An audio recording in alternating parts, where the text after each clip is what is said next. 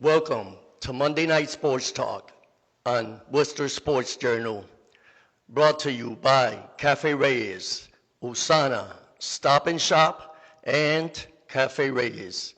Tonight joining us is none other than newly crowned champion Jamaine Ortiz. Jamaine, how are you? I'm doing great. Thank you for having me here today. Greatly appreciate it. Shout out to Worcester Sports Journal. How are you? I'm great. So we're only a week away from your fight. It was in the Sunshine State. What else did you do? During the week of the fight or after the fight? Let's say after the fight. Did you enjoy the Florida weather before you came to the cold? Yes, for sure I did. I spent time with my family. Many don't know, but when I was young, I actually went to school in Orlando, Florida. I lived with my father out there and spent every summer out there as a child. So I have my grandmother, my aunts and cousins, so I have a good amount of family over there, and I just spent the days following that with some homemade pastelón my grandmother made me, some ribs my cousin cooked up, and just surrounded by family, love, and relaxing. And then after that, like 4 days later, I drove down to Miami, spent some time on the water, just for like a day, and yeah, came back home, relaxed, not too much movement. When did you get back? I got back Thursday. Thursday. So is this your first interview since coming back? Yes. Wow. So we appreciate it at Worcester Sports Journal. That's love. Saturday, our crew was at the DCU Center covering the PBR, and they noticed you was there playing the part. You looked like a cowboy. You want to tell us all about that? Yeah, for the people who don't know what PBR is, it's professional bull riding. And I went, like he said, looking the part, got my cowboy jeans on, my cowboy boots. I was just missing my cowboy hat. But I love the show, and I found out the day before, because Tammy, she posted it on Instagram. I'm like, oh, they got that? So I definitely went online, bought some tickets, and showed up. I was there front row, and I had a hell of a time. It was fun. I like things that seem dangerous, and bull riding is definitely dangerous, and it was fun. Wow, so you didn't know that they actually brought the PBR to Worcester? No, it was my first time hearing about it, hearing about PBR. I just used to see bull riding, on YouTube and things like that, but never knew that they had those shows and they brought it here. So it was exciting. I saw you dancing. Yeah. I was in a good section and I was dancing. They was trying to do some giveaways, and I had fun. We had to imitate some, like if we was the bull riders. So I had to do that. They said they got a picture of me. I haven't seen it. You haven't seen it yet? I hope it doesn't get leaked. It's a pretty embarrassing picture. I know that. I'm pretty sure it'll come out soon. It'll come out soon. I'll have production show it to you first before we leak it. So you like that. What other sports besides boxing? What else do you like? When it comes to sports, I like basketball. I've been a big fan of basketball since I was young. I used to play a lot of basketball. I would say I got heavy into football about 2-3 years ago with the Massachusetts Pirates.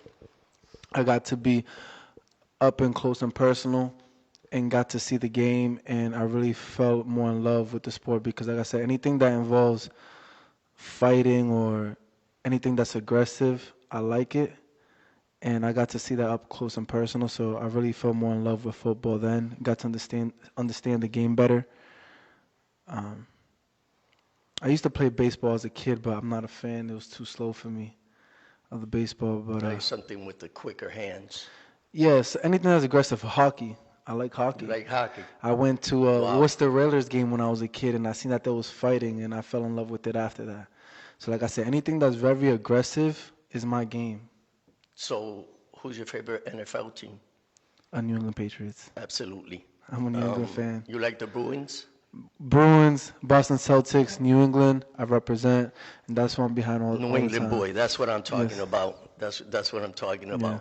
So we're not only when here at Worcester Sports Journal, we don't only want people to know the man in the ring. We also want, the man outside the ring. We want them to know you, because there's going to be a time where you're going to be so big, we're not going to be able to reach you. So they need to know you now. Okay. So where were you born? I was born here, Worcester, Massachusetts. Worcester, homegrown. Homegrown. And everybody, so let me put it to you this way. When you fight, I notice, and the crowd and the fans notice, you have two flags in your hand. You want to tell the public what those flags are? Yeah, so usually I come out with the Puerto Rican flag and the Dominican flag because that's where my parents are from. My father was born in Ponce, Puerto Rico. My mother was born in San Francisco de Macorís, Dominican Republic. And they're native to their land over there, and they came over here and had me. So I represent three flags, really, Puerto Rico, Dominican Republic, and the United States of America. States, absolutely. So how often do you go to your homelands? Or this is your homeland where you were born, but, your father's side, your mother's side, DR, Puerto Rico, how often? I've been there a couple times. I would say I've been there a handful of times, at least to Puerto Rico. Actually, I fought there as an amateur. Yes. Won a tournament out there back in 2015. My father brought me there to see where he grew up and stuff as a kid. So I've been there about 5 times. In Dominican Republic, I've been there, more than 5 times. As a kid, just going back and forth, visiting family. The last time I was there was probably about 2 years ago. I actually got a property around there in the Punta Cana area. Wow. And so I'll probably be back like a year or so when they're finished building that. And Now, is that for visiting or for business? more business, Awesome. rent it out, yeah. Awesome. So, ahora te pregunto yo, teniendo padres latinos, ¿qué tan fluido es el idioma en español de Jamaine Ortiz? Yo entiendo, puedo escribir, leer en español y también puedo hablar en español, pero a veces no entiendo, no que no entiendo, a veces me salen las palabras no perfecto. So, es cuestión de como dicen, cómo le sale el sílabo a uno, pero sí, si te hablan fluido, lo Sí, entiendes. yo entiendo 100% el español, puedo responder todo, puedo leer. La cosa es, tú sabes, como yo no lo practico todos los días, pero yo hablo todos los días porque hablo con mi mamá, mi tía, mi abuela, mayoría de mi familia yo lo hablo en español porque me entienden. Eso te iba a preguntar, son creciendo, te criaron en los dos idiomas, en español y en inglés. Sí, siempre mi papá, mi familia me hablaron en español y con mis abuelos y mayoría de mi familia que no hablan inglés necesitaba responderle en español. So, puedo tener conversación, puedo tener una entrevista en español. So, pero, tengo un acento. Puede ser que la gente, cuando yo fui para Puerto Rico, la gente de una vez sabían que yo era dominicano por el acento, porque yo me crié con la parte de mi mamá y ella es dominicana, y yo he ido más para Santo Domingo que en Puerto Rico, so yo tengo más un acento dominicano. Y me estoy notando ahora mismo que cuando hablas en español te sale más lo dominicano. En inglés no se nota, pero cuando hablas en español se nota que... Y el que no te conoce piensa que eres dominicano y no tienes boricua. So, la sangre de boxeo, ¿de qué lado más? Yo puedo salir con la idioma de Puerto Rico también pero sale de la sangre de boricua. Yo no sabía esto, pero el abuelo mío boxeaba de parte de mi papá. Okay. Eso yo lo aprendí la semana pasada que mi abuela me dijo que el papá de ella era boxeador y se convirtió yo creo a juez o referee, uno de los dos. So you just learned a week ago that your grandfather boxed in Puerto Rico? Yeah. Wow. That's all. And wow, imagine that. So it's been in your blood. I guess it's been in my blood and I didn't know it. I just learned it a week ago. That's awesome. And we just learned it here first on Worcester Sports Journal, Monday Night Sports Talk. So you're boxing. At what age and how did you start? I started boxing at the age of 7 years old, I would say. I grew up in Great Brook Valley with my father. He lived there, and then I used to get into a lot of fights. After school, it was like routine clockwork. You know, the kids on the bus that would just start pushing or starting something, instigating, and by the time we get off the bus, it's go time. And that's how it kind of was, clockwork. And I remember my father putting me on some boxing gloves, probably like some TKO gloves. Everybody knows those big old gloves. And he used to line the kids up and just have me go at them one-on-one. And from there, I know my mother signed me up to the Boys and Girls Club. And I met Carlos downstairs in the basement. And that's where I was at. And I stayed there all the time. I know the little kids, because I was young, you have to leave like around 5 o'clock. But I always stayed till like 8, 9 o'clock. And Carlos would let me, and that became my home. I felt safe there. And that's where it started. Wow. So with Carlos, everybody in Worcester starts with Carlos. He has created a few champions in Worcester. Amateur career. Want to talk about what you did, how many fights, and what you won. Okay, so my amateur career, like I said, in boxing, you have to be 8 years old to actually compete. But at 7, I was actually fighting already. As a novice. Without the book, because Carlos used to hold the exhibitions in the gym. So I would say I had probably like about 15 fights. Wow. In exhibitions before I actually got my license from the gym. And I think that's probably what gave me a little head start and boost to my career. Absolutely. And back then, you know, it wasn't get on the scale way. Carlos would put me up with anybody, older kids, bigger kids. And I started my career, and a lot of people always ask me what kept me boxing. I say I was winning. I had 100 wins, 14 losses. So as you can tell, I was winning more often than not, and that's what kept me going. I won almost every New England tournament there was, from silver mittens to silver gloves to the USAs to the PAL. Went to nationals. Went to the nationals for every time I was eligible. And every single time I went to the nationals, most of the time I always made it to the finals or the semifinals of every tournament. And at what weight class? I started fighting at about 65 pounds when I was young, 8 years old. And I finished my amateur career fighting at 140 pounds. Wow. So practically what you are now as a professional. Yeah, right now as a professional, I'm a lightweight at 135. 135, so wow. So it's been a long time, but I made 2 major jumps. You know, I fought at 110 for a while, and from 110, I fought at 132. No, 106. I forgot.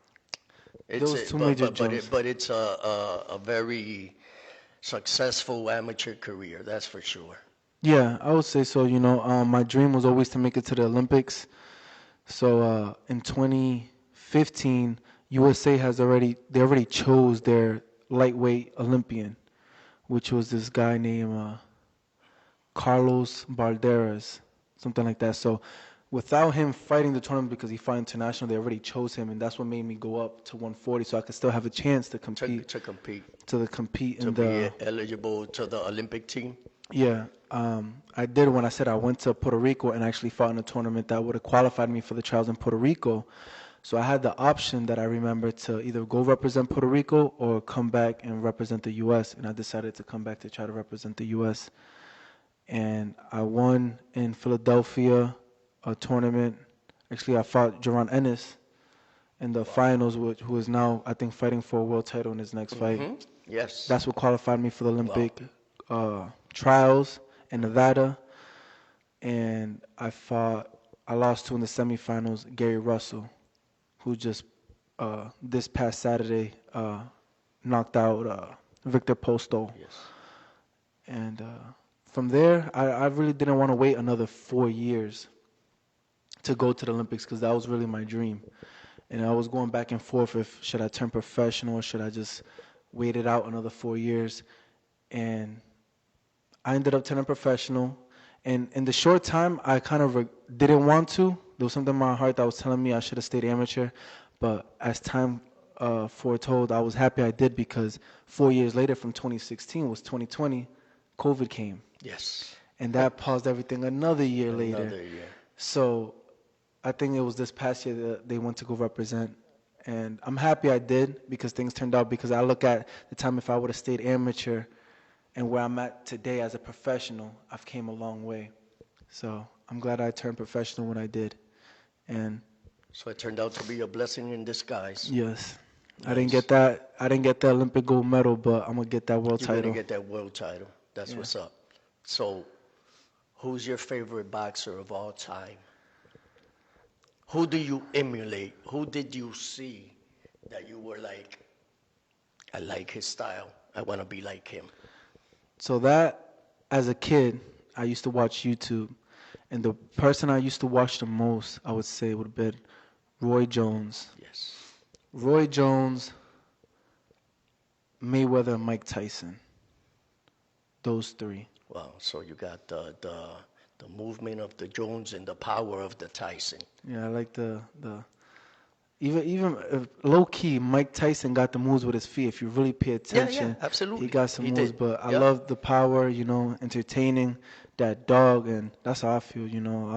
Like I said, I like anything aggressive, and I start to bark, and people already know when it's fight week, don't mess with me. Even my coaches and my team, they got a beware sign around me.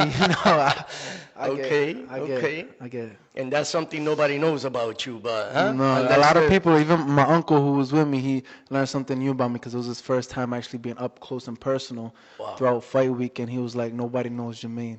You think you know Jamaine, you don't know Jamaine. Yeah, because he's seen another side of me that many people don't see.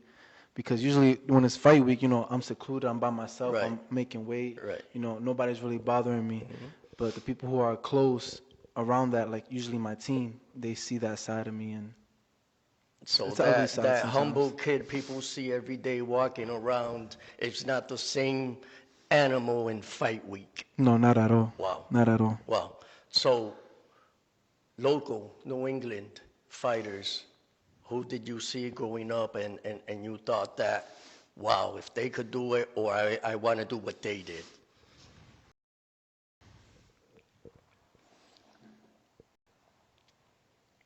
To be honest, I never viewed anybody local and emulated them.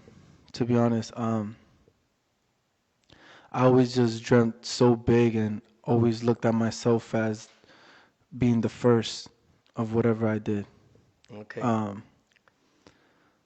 What fighters did you ever get to see Sean Fitzgerald fight?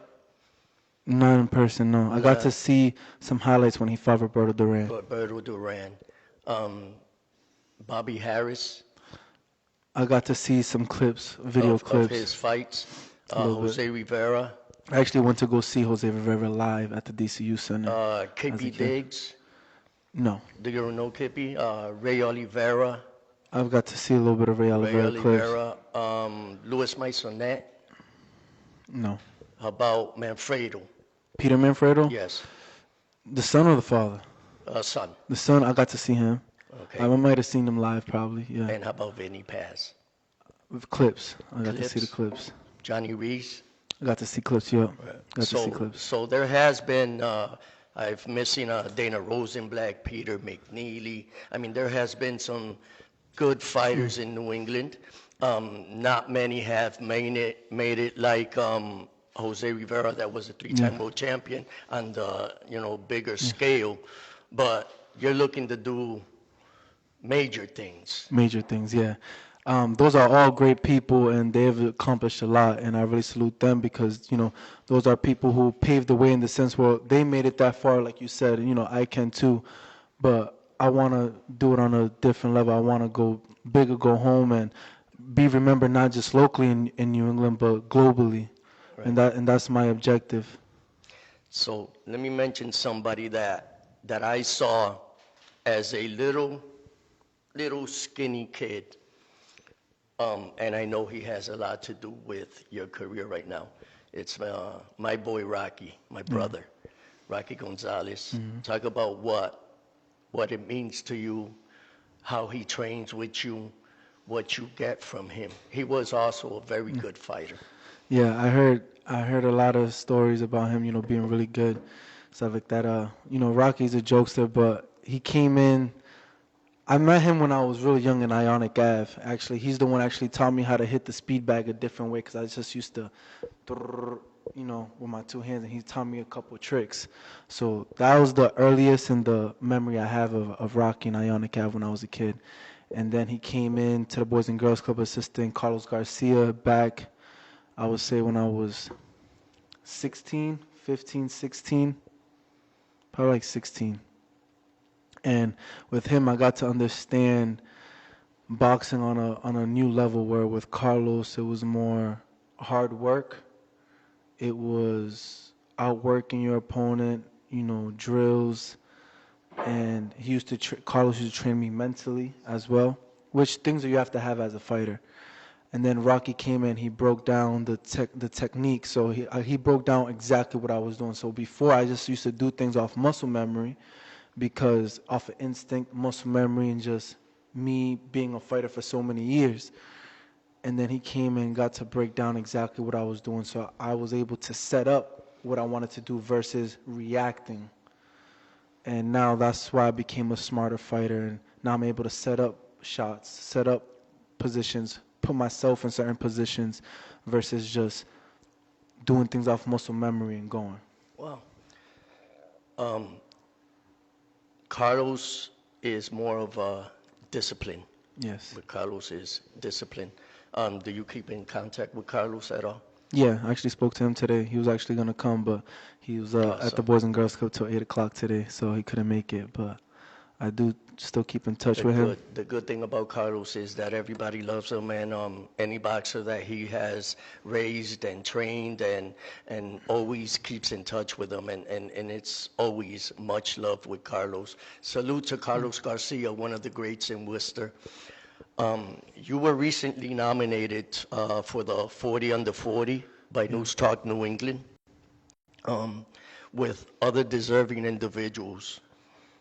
These recipients are recognized for what they also do in the community. So besides boxing, what else does Jamaine Ortiz do on a daily basis, and how productive is he in society? Okay. Many don't know, I was still pay my dues, a New England carpenter, representing local 336. Wow. Union. Yeah, Union carpenter. Union.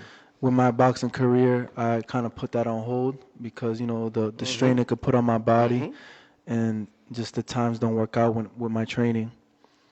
And I also do real estate, so I work for my brokerage. It's Cedarwood Realty Group, and we have a team there that we work on investment properties, fix and flips. We do it all. We got coaching, and right now I'm working on the listing. Open house is actually Saturday, 7 to 8 Morningside. It's a single family, 3 bedrooms, 2 bath. Anybody who want to come check it out, come check it out this Saturday, 12 to 2. What else I do? I've spoken at a couple schools. I went to Doherty, so I went and I like speaking to the youth. I know how challenging it can be to be a youth in our society, in our day and age, in the city of Worcester. I'm going to be on the board of the human rights for the city. Okay. And I like to be involved. Anything when it comes to nonprofit organization, when I can be involved, if it comes out to helping the churches or whatever it may be, I like to give myself to the people. I always say, I don't want to just be world champ, I want to be the people's champ and represent the people and be here for the people and be here for y'all. Whoever needs a talk, advice, opening ear, or even a helping hand, that's who Jamaine Ortiz wants to be for you guys, for his city, for the state, and for all of the world. And that's what I'm working to be on every single day, try to get better and better at it. Awesome. How do you get into the realty? Well, like I said, I started off in carpentry. You have to go to school or anything? No, you have to do a course. Okay. You have to do like 40, 50 hours. Yeah. But I always loved construction and real estate because I always studied the wealthy people. and mostly all of them, always made their wealth from two things. It was real estate and stocks. So those are two things I invested in early on, and I was going to actually go to school to be an engineer. And then I was like, you know what, I need to work. So I got into the union, started working, and I love construction. My stepfather is a general contractor, and he does that stuff. So me seeing what he did with houses just really illuminated my eyes. And then me working in the field, and I'm like, let me work smarter, not harder. And I started investing into properties myself. And then I was like, you know what, if I'm investing in properties, might as well just get my license, be an agent, help other people on the same track that I'm on, and it'll help me as a investor get more access to properties that I want. And that's how I kind of led into the real estate. How old are you? 25. Folks, he's 25 and already investing in the market and real estate, has his own properties. So perfect poster boy for it can be done. It can be done at a young age. You're teaching right now many of youngsters on, what to do, what to invest. I mean, I'm pretty sure you, like you said, you do some type of trading. Yeah. Buildings, whatever. I mean, I'm in the market myself to buy a house, so I'll be seeing you on the side later on sometime. Let's go back to a question that I forgot to ask you on the boxing side, because I know that you were training with Lomachenko. Yes. What was that experience like? It was good. It's weird because God always answers you in mysterious ways. I said that I was not going to be here for the winter, and my plan was to be in Florida, and then I got a call to go to training camp for 6 weeks with Lomachenko. And it was a good experience. I got to be with one of the fighters that I admire, that I looked at many tapes of, watch all his fights. One of the best to ever do it. I love him. So it was an experience to be there with one of your favorites. It's like maybe baby LeBron being in there with MJ, or Kobe when he was facing MJ. Absolutely. So it was that type of moment. And the fact that it was like when Kobe crossed out MJ, it was something like that. Something like that. And it was a good experience. It's something that I always knew, was confirmation, knowing that where I belong and that he's ranked one of the best pound for pounds, and that's my goal, is to be pound for pound, and confirmation that I can be there and do it because of how camp was. But knowing that everything I'm doing it right, and I don't have to go by somebody else's accord, but my own accord. And I'm on the right path, and I just got to stay focused and keep doing me. So I saw Bobby Harris III was over there. He came back excited. What do you think that meant to him? I don't know what it meant to him, but He didn't tell you how excited he was? Yeah, he told me that he told me that it was a life-changing experience, that he learned a lot. He learned a lot. And that's one thing that I hope that anybody who's around me, they get to do, is learn. So he was in the house with me. We was eating together, breaking bread together, meal planning together, training together when we could have, because he couldn't be physically with me in the gym when I was sparring Lomachenko, but when we was doing our road work, when we was going to other gyms, we was together. And just teaching him on how to take care of the body outside the ring. Because it's not about what you just do in the gym, but it's what outside the ring matters, and that's the most important thing. Exactly. And I know that was a great experience for him. He got a lot out of it. He fought, and he did great. So, I'm happy for Bobby also. Let's talk about your most recent accomplishment, and it's winning last week in Florida on the national stage.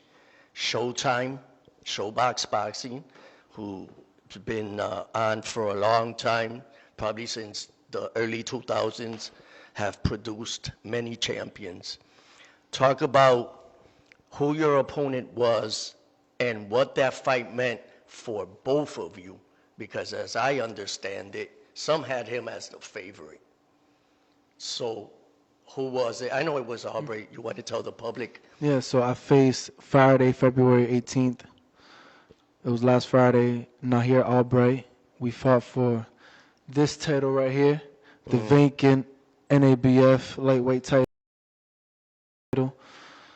And to me, it was a lot at stake. You know, this is a very important belt. It gets you in the world rankings. It sets you up for them bigger titles. And for me, every fight is an important fight. Every opponent gets tougher than the last. And as many of the people thought the fight before this was a tough fight, which I made it tough. And this fight versus Albright could have been just as tough because I think he knocked out 5 of his last 6 opponents. He's beaten and knocked out undefeated fighters back to back. So he was a tough dude, but what I tell people and how I always go back to it, Mayweather always fought tough guys, but he just make it look easy. And that was my goal of this fight, was make the fight look easy. Do the least amount of work possible, take the least amount of punishment possible, show growth, show maturity, show patience, show that I developed and I can learn from my mistake and I can adjust and I can stick to the game plan. So I'm happy with what I did because I did exactly what I wanted to do when I wanted to do it. One of the commentators was Marquez, Raul Marquez, I believe. Yeah. A former fighter himself. And he said, and I quote, Jamaine Ortiz just gave him a clinic. Now, we're talking about a fighter that is ranked, you know. He was ranked higher than me, actually. Right, ranked higher than you, the favorite at the time. So they say, he quoted, he said, Jamaine Ortiz just gave this guy a boxing lesson, a clinic. This is just the tip of the iceberg for you. So I know that, you know, you're hungry and you're ready for more. So when do you go back to training? This week. This week. This week, you know, usually I take more time off. It's been only a week. I usually take more time off, but I want to stay very active this year. I want to, if there's a short notice call, I want to be ready.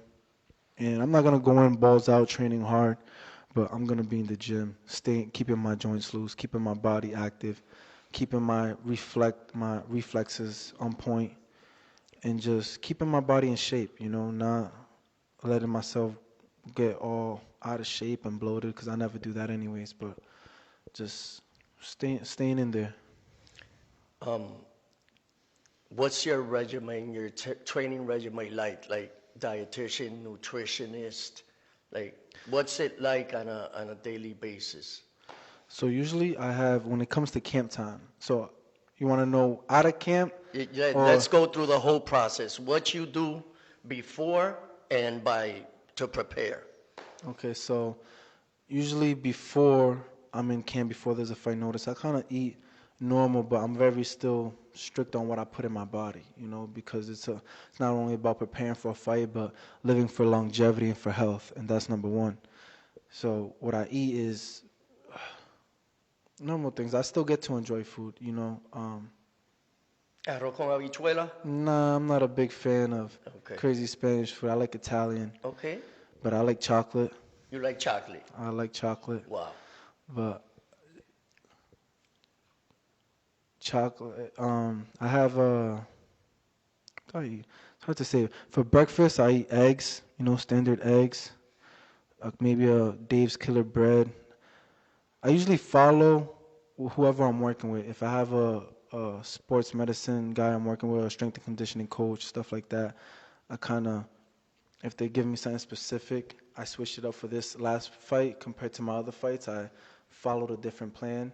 I usually, when I'm off, when I'm not in camp, I usually go by like an intermittent fasting type of week. like that, but I keep my weight in check. I drink a gallon of water a day. That's just certain things that I keep me where I want to be. When it comes to camp, it gets real more strict, real more tight, usually 6 to 8 weeks.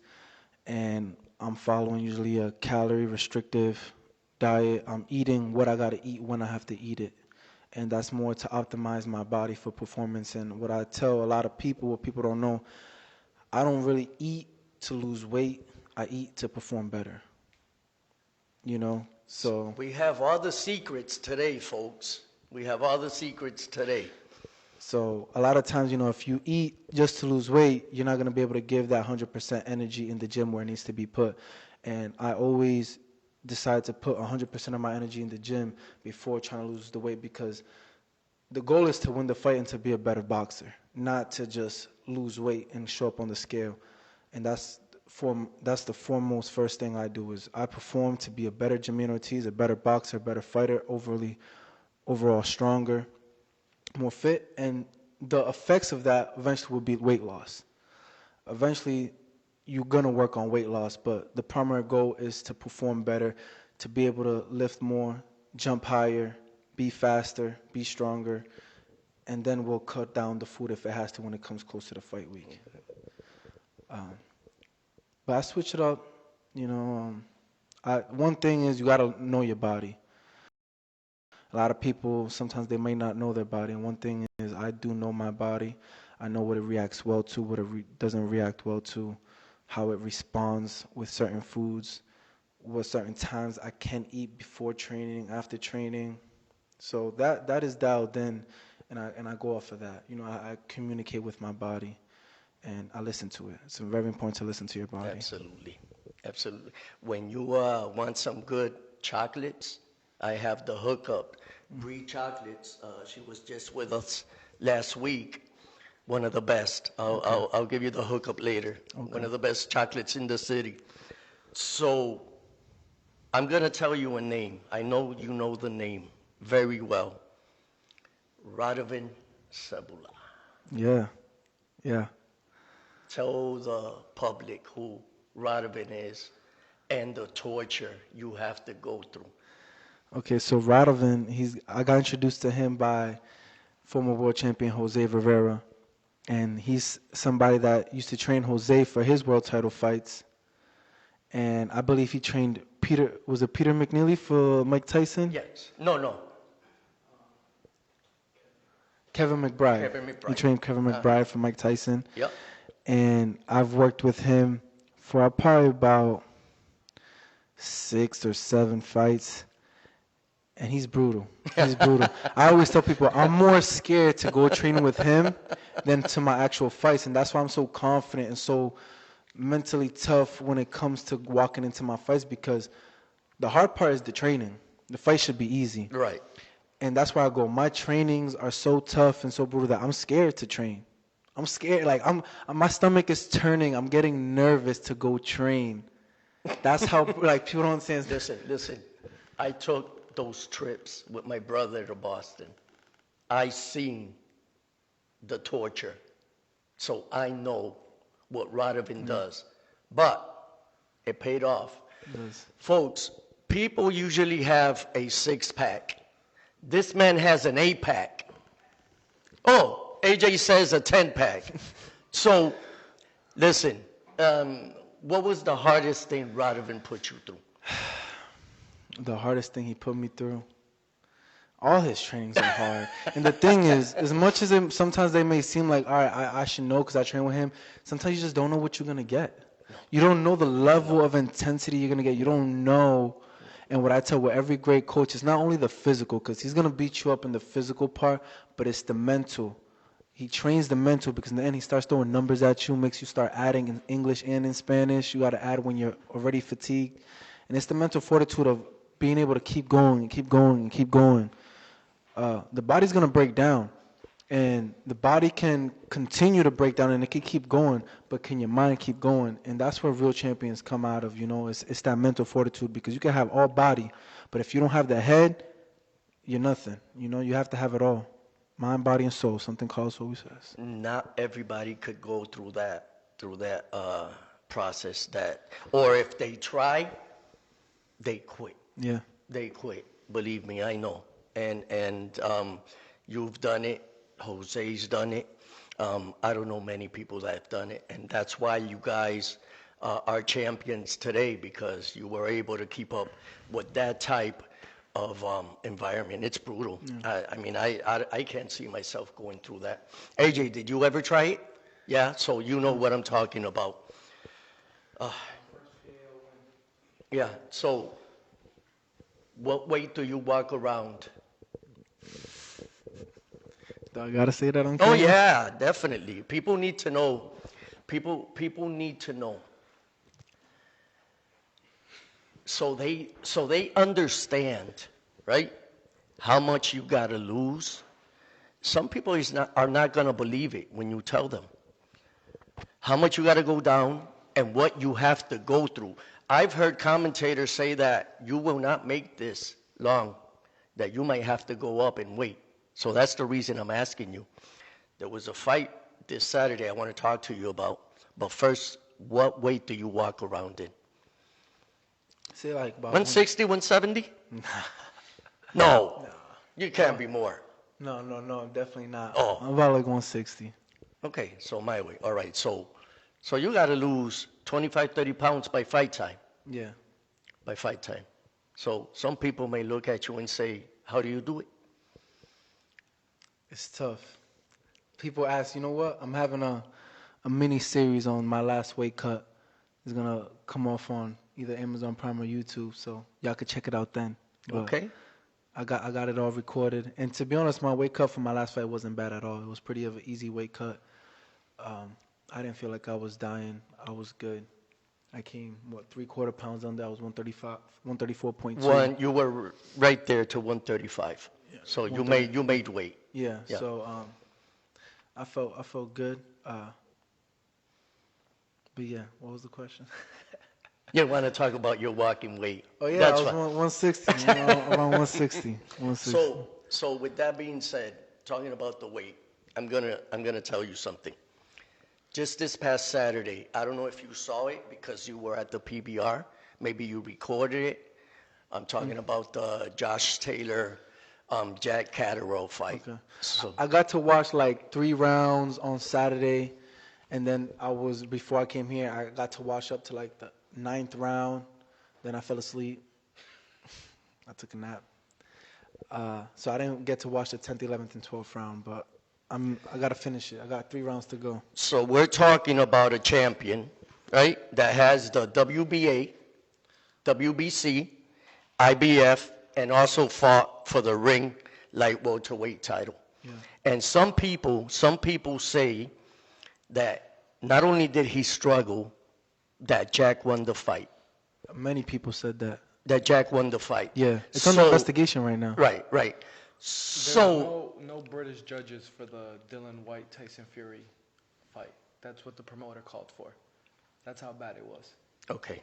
So with that being said, it's only 5 pounds more, junior welterweight, than what you fight at. Yeah. When you see something like, do you salivate and say, you know what, I want to go up to junior welterweight because I want to do that. I want to go at somebody that has those 4 belts.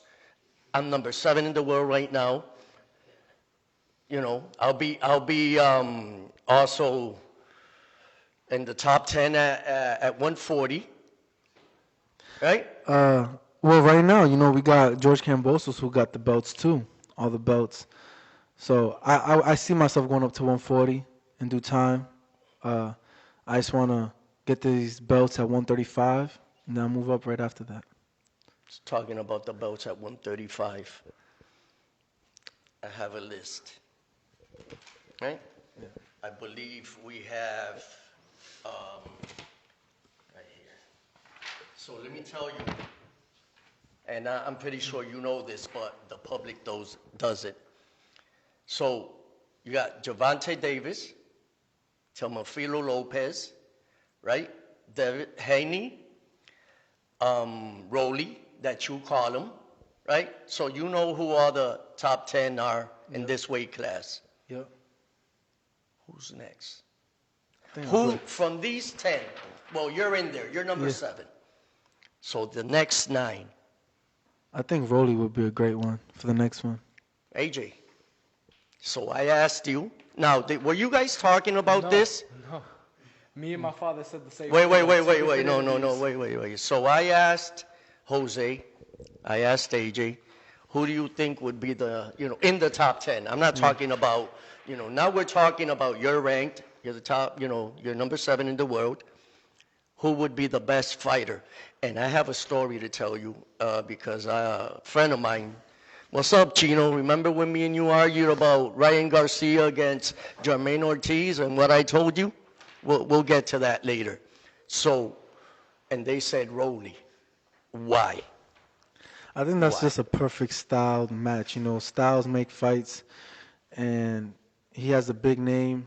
He marketed himself in with that big talk. Mm-hmm. But I know he can't walk the walk the way I can. Okay. It'll just be a great fight. He's a power hitter. Everybody wants to see me with a big power punch, and that's always the question for any boxing match is, can the power withstand the boxing match or the boxer, and can the boxer outbox the puncher? And people love to see fights like that when it's a puncher versus a boxer because makes it an entertaining fight. Somebody gonna get knocked out or somebody gonna get outclassed. I think especially with two younger fighters where they're not at the $1 million level where these guys can mentally at some point in the fight be like, you know what, I got money in the bank. Do I really want to endure this punishment? I'm good. Let me take that knee. Like Paulie Malignaggi mentioned it. Like he said, I knew it was time to retire at one point when a punch that I took, he goes, it did hurt me, but when I could have gotten up and I mentally told myself I didn't need to, that's when I knew I had to walk away from the sport. When you have two young guys that are feasting, like he wants that number 1 spot, he wants that, I think those make the best fights. So why did you and your dad think that would be the best fight? I know you guys know Jamaine So, I mean, well. I can't really speak for exactly why my dad picked him, but the reason why I picked him was, one, the huge thing was marketing. He's got more followers, more of a following. He talked him way. He was about to fight for a world championship against Tank Davis.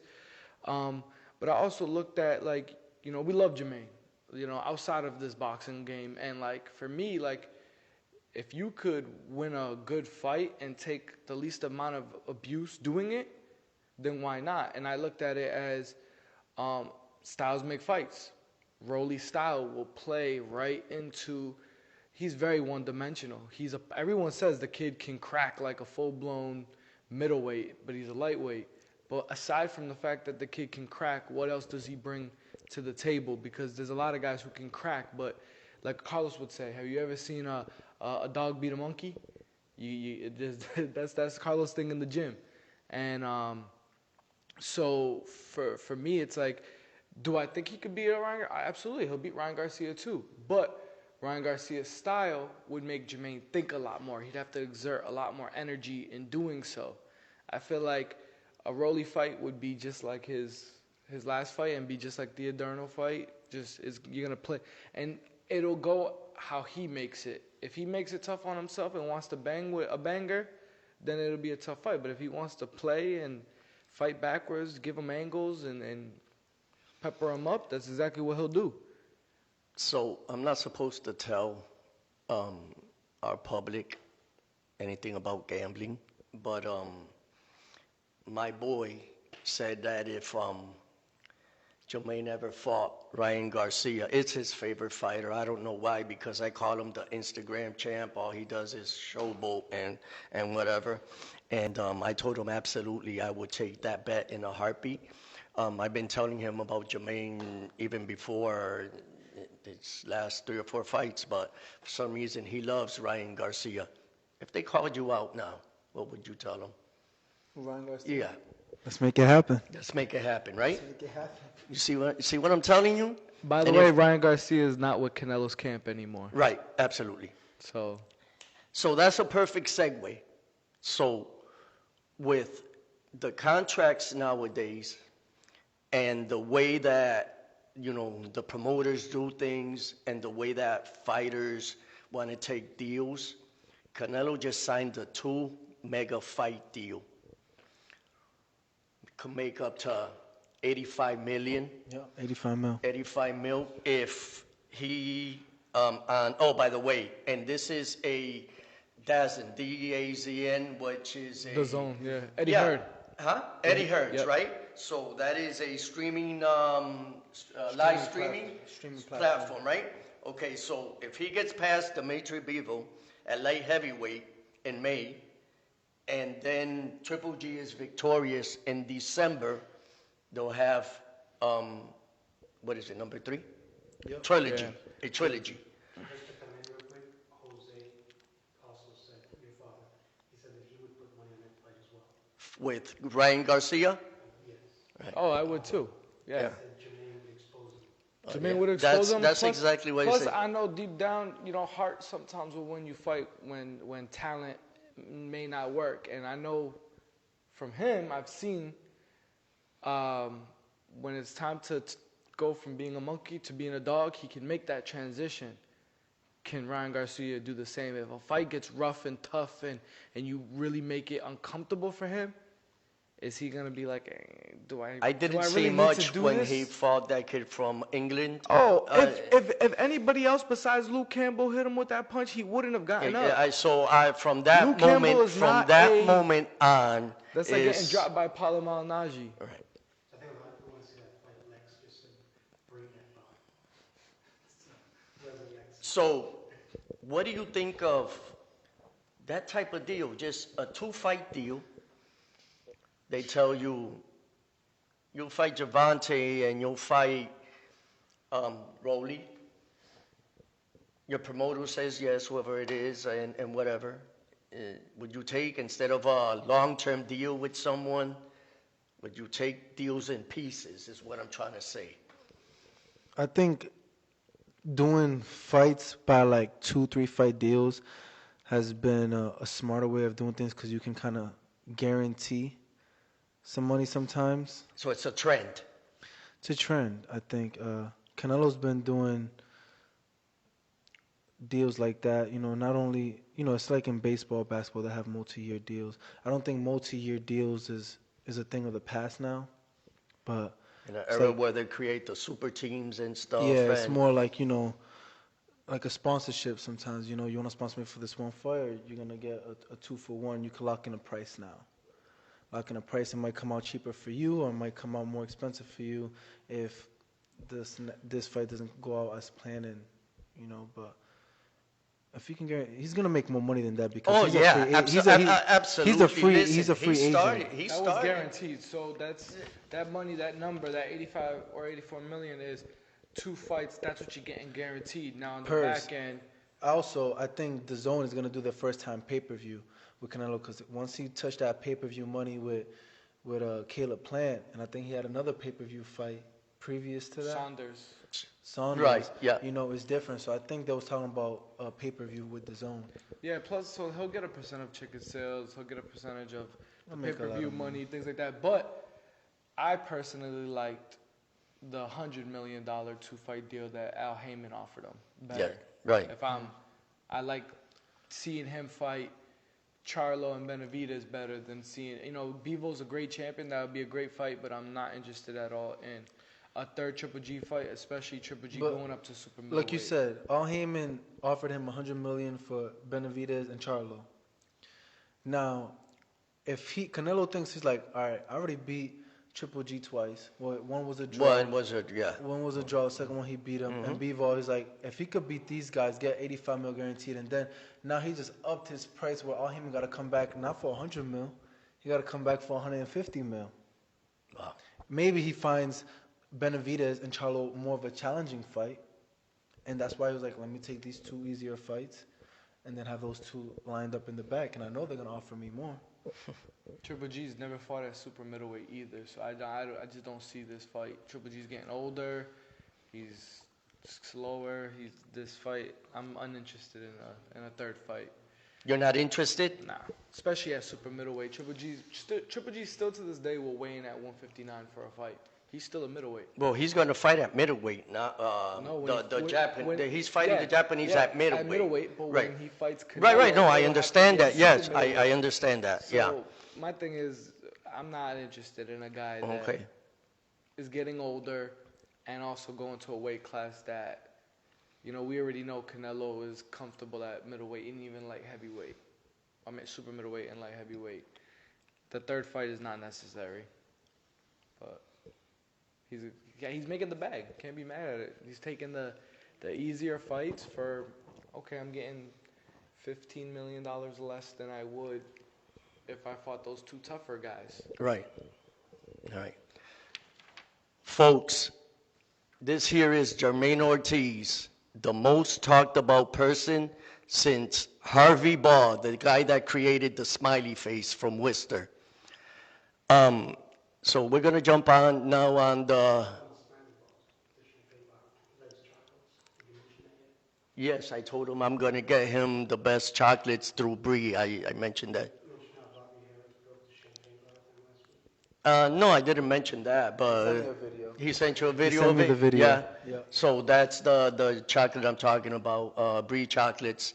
I'll hook you up since you like them so much. They're awesome. They're awesome. Peanut butter cup is crazy. He's texting us, our co-host is texting us to make sure we tell you about. Oh, okay, okay. So, AJ just came on, and AJ was also a recipient of the 40 under 40. And we're going to jump from boxing to the 40 under 40. Julian Rivera, some might call, I call him Julian, but he's really Julian Rivera, is going to come on with us now. For those that don't know, he is my son. Julian Rivera, he was also a recipient of the 40 under 40. So we're going to start with Jamaine, since we started the interview with Jamaine. And 40 under 40, first of all, when you were nominated, did you know what it was? No. No. I heard of like 30 under 30. I think that's on ESPN. I heard of. So you thought it was a sports thing? No, my initial thoughts was, 40 people nominated under the age of 40 for something good they've done in the community. Okay. That's just my Okay. sense, just putting two and two together. And, okay, so you're a man of common sense. So, It's important to announce too that with that 40 under 40, the reason why there was only 16 individuals on that list is because 20-something people from Harvard, because of COVID restrictions, didn't get added. so production is telling me that only 16 were presented because 20 and change were Harvard students. Is that correct? And because of COVID restrictions, couldn't make it or couldn't be announced. Okay. This year we'll have a party for all of them. So there will be a celebration for all 40 individuals. For those that don't know, this is created by News Talk New England, which is our sister station. And so Jamaine, AJ, and Julian Rivera were three of the nominees. I believe AJ was selected number 1 overall. Number 1 overall, so he was the winner. But it's, like I said earlier, they didn't choose you only because, you're boxing, because you're a productive citizen in society.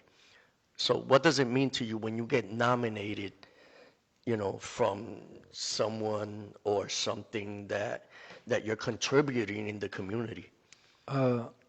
Makes me proud. It makes me feel like being productive and being a part of society. And I feel like that's what all of us as citizens have to do, contribute to create a better community.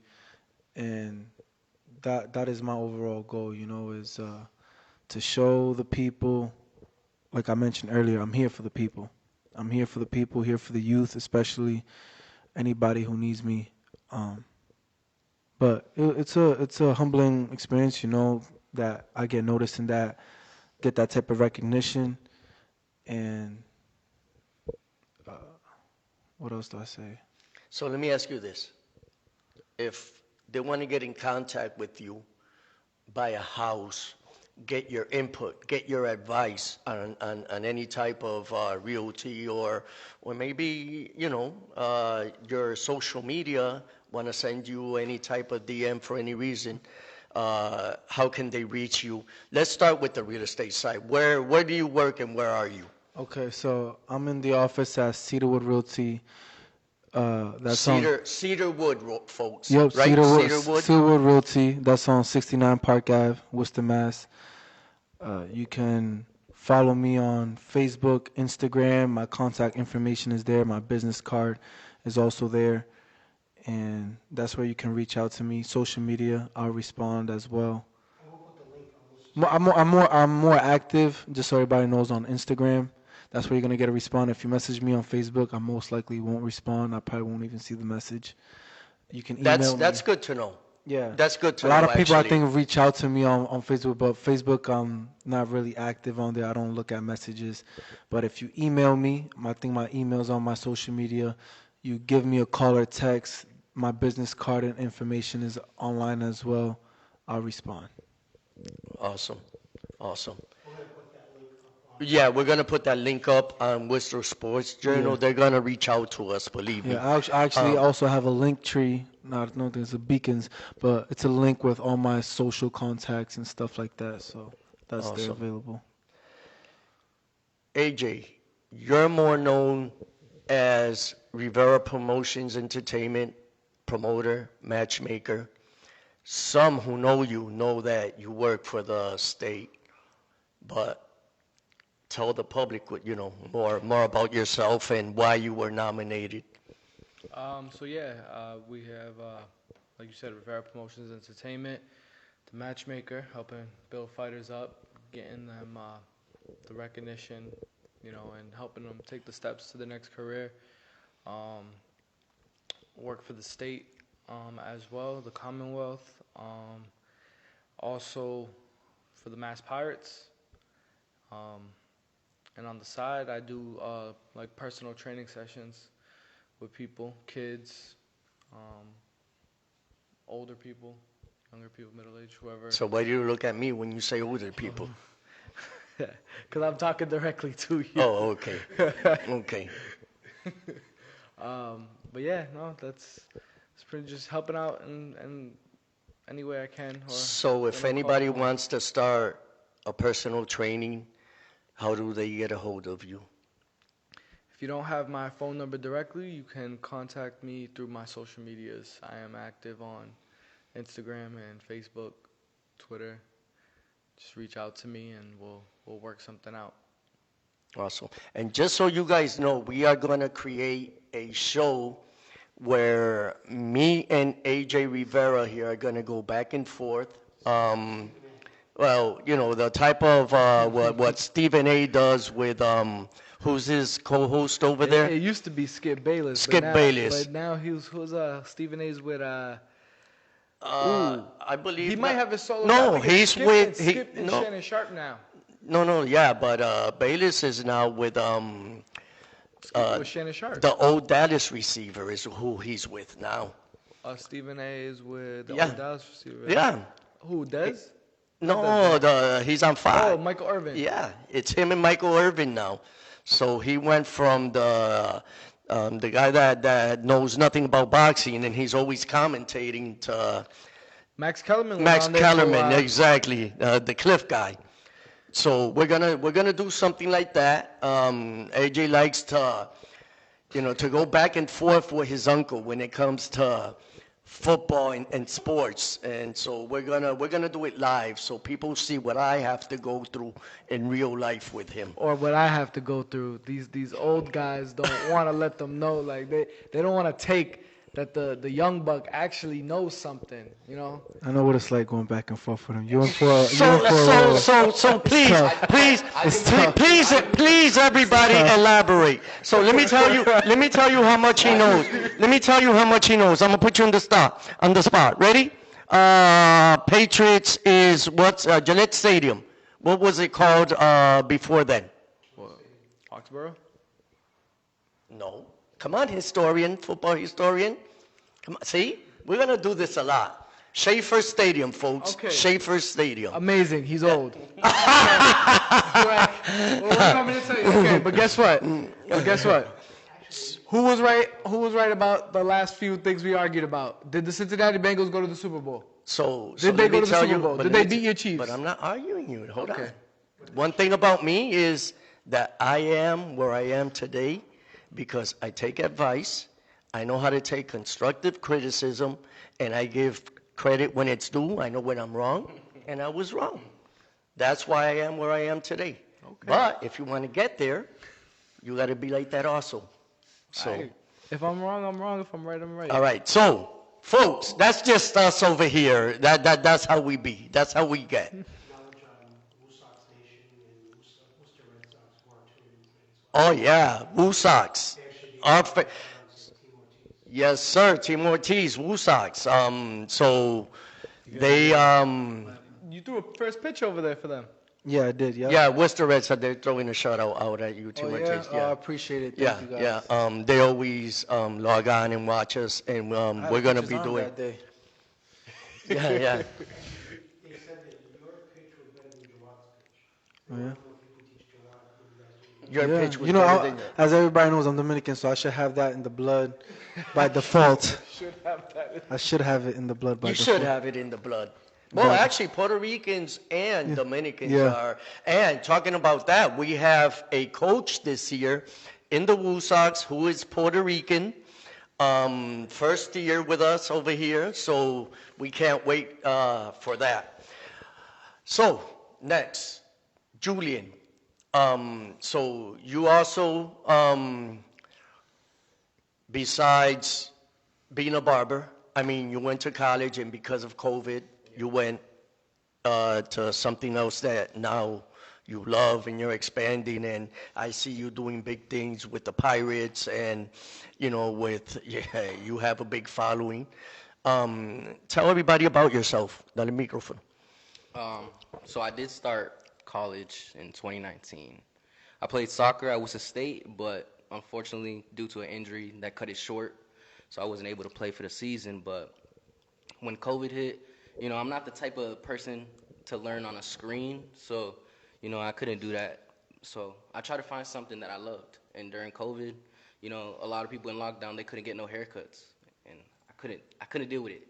So I did it to myself, and it came pretty easy. So, Well, no, it didn't come pretty easy. did not come pretty easy. It because came with a lot of practice, Well, not for only sure. that, you went to school. I did go to school. So where did you go?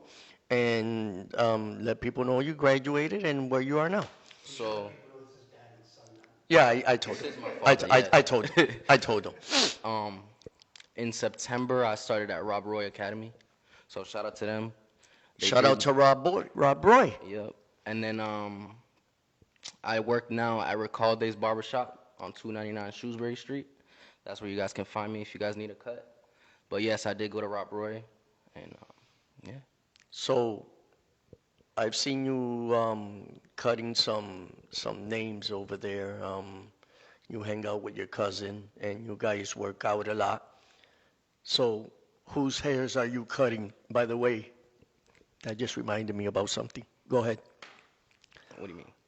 You cut the Pirates. Oh yes, you- I do cut a lot of the Pirates.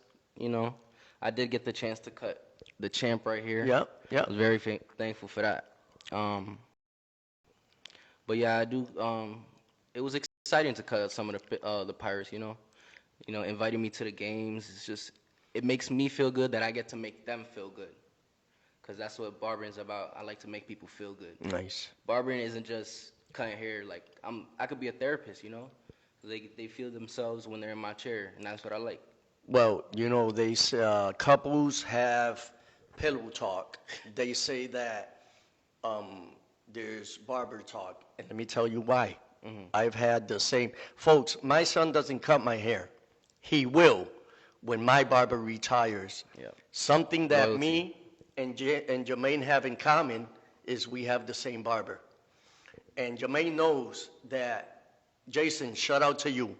Shout out to Jason. Jason, el barbero. I grew up going to the shop too. Yeah, so- yeah, absolutely. Hey. So that's what I'm gonna. So, I've been with Jason for 20 years. I put on my son to Jason. I put on AJ to Jason. I put on my brother to Jason. Jamaine goes to Jason. Yeah. Tell people who Jason is.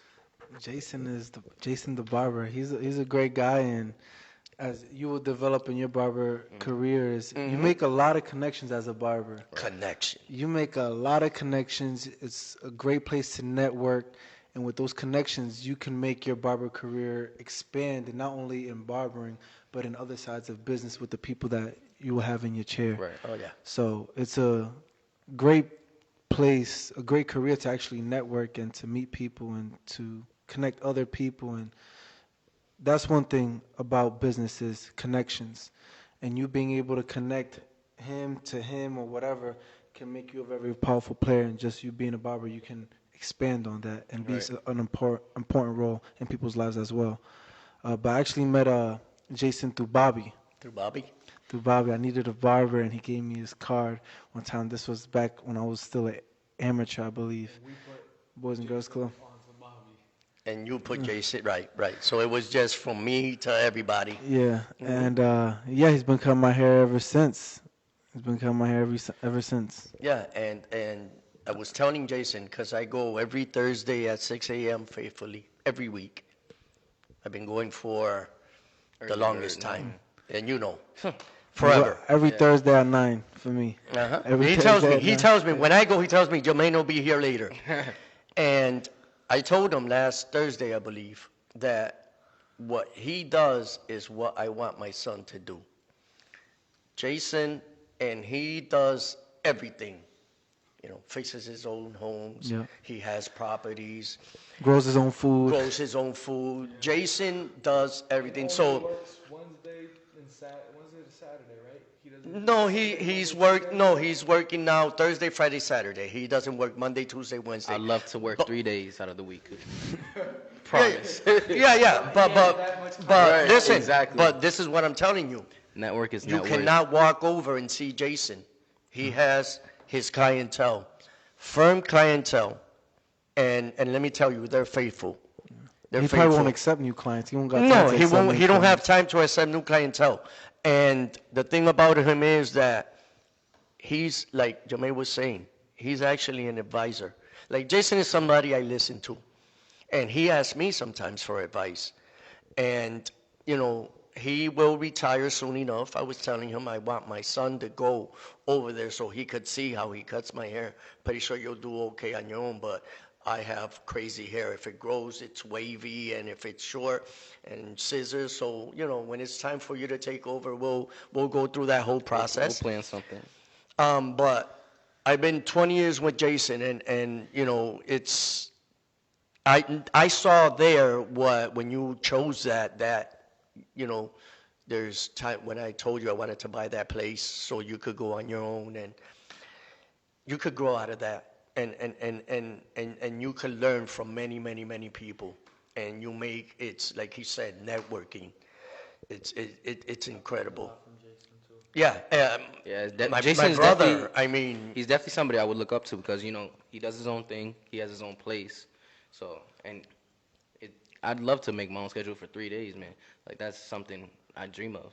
I know a barber in New York, Jordan, and from him just cutting the players on the Yankees, and because he's from New York and stuff like that, he's grown into so many other different businesses and has restaurants, and it all just started from those connections that cutting people from the Yankees. and if you guys don't know, my brother Jose was born in Philadelphia. My dad was from Philly.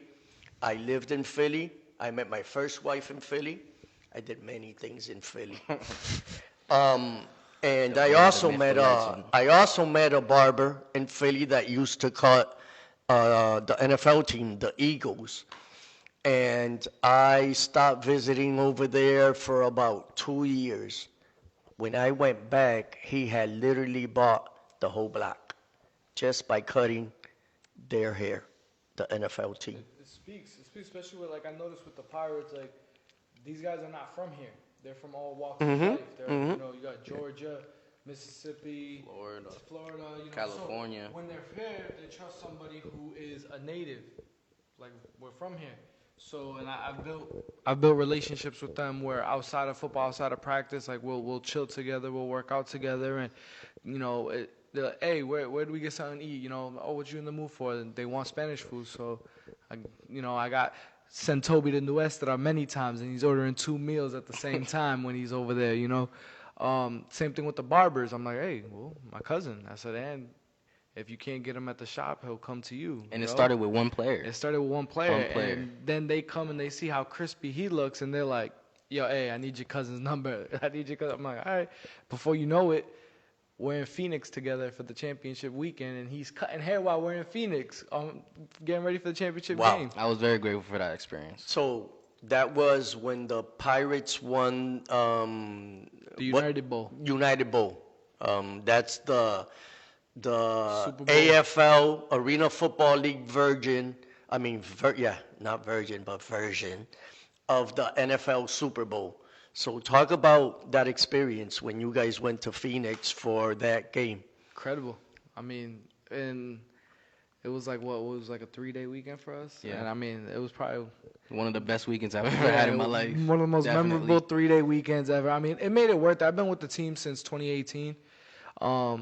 I've had many different positions, like with the team doing a lot of different things. So I've saw the growth. Like I remember we went from one office to 2 offices. Like now we have the office right next door. There was no ticket sales team. It was like it was just the team had came a long way. And I remember all the hard work. Jawad was at one point like sleeping in his office. Like he was putting in work. Shout out to Jawad. Jawad's a hard worker. Jawad was a hard Salute worker. Jawad. I was Hard worker in the gym, too. I was a personal assistant for him too in the first year. So and I had his extra phone, and I remember the phone just I couldn't even believe it. 4 a.m, the phone was going off, and it wasn't my phone. It was the one that I had for him, and I'm like, are you serious? It's like it was 24/7 nonstop. The dude and we came close every year. We were never a scrub team. The first year, we would have won it. Our star quarterback, MVP of the league that year, broke his ankle right before the playoffs. So that's like the Chiefs losing Pat Mahomes last game of the season. So that happened the first year. Second year, we also went far. The game right before the championship, one of our star receivers, on the first drive, completely blew his knee out. So it was major injuries kind of happened that messed us up at the wrong time because, early in the season, you can kind of work your way around it. But yeah, no, it was really bittersweet. It was us winning the championship meant a lot because it was all that time, the sacrifice. I know how much it meant to a lot of the players. They've played these dudes have been in the NFL. These dudes have been to D1 schools, Toby was on that Georgia team that had Todd Gurley, Sony Michel, and Nick Chubb on that team. He's been around the top guys, and some of them have come very close but never been able to get that ring. So to see something that these guys worked so hard for, it was great. It was just a championship weekend, And then I had my cousin here with me. He was cutting the guy's hair, getting him ready before the game, and it was just everything about that weekend was dope, and everything after the game was even better. Even crazier. Wow. So, Yeah, it was a great experience. Julian, so what do you want to do next? I know you're very busy. Well, I was always an athlete growing up, Since 5 years old, I was always playing some kind of sport. And I've always said I wanted to do something with sports in my career. And cutting the players, I want to expand, I want to be that barber to cut Celtics, Patriots, everywhere. You know what I still have What? in my storage? What? I still have all the boxing gear I bought you when you were 5 years old and took you to Carlos. Yep, I remember that. All that little, I still have all that. You coulda, but, and everybody you chose soccer and you were great at it until you got Well, I injured. did baseball after that. Yeah, And yeah. then went to soccer, but Yeah. everything happens for a reason. So you were saying, so you wanna get into what your cousin does, or you want to do something else? Nah, I think I want to stick to this. Yeah? Yeah. Like me and AJ always say, network is net worth. And Okay. in this field, you never know who's gonna sit in your chair. Like I've met millionaires already that just came in, So have a listen, conversation. you keep them close because you never know Right. when they could invest. If they believe in you, they will invest. I've had it done before. Right. Um, AJ, what's next for RPE? I want to get to a point where um, we are moving now that COVID kind of seems to be winding down. We're at a steady pace. We have like a year in advance, a schedule for the whole year. I think we could start doing that now because, like I said, it doesn't seem like there's gonna be a shutdown anytime soon. So that's kind of what was a little bit slow for a while. Was like, okay, we'll take it show by show and we'll see if what happens next. Because if we book a whole show and get into the venue and promoting, and then all of a sudden it gets shut down on us, then it's like, all right, we just lost out, Mm-hmm.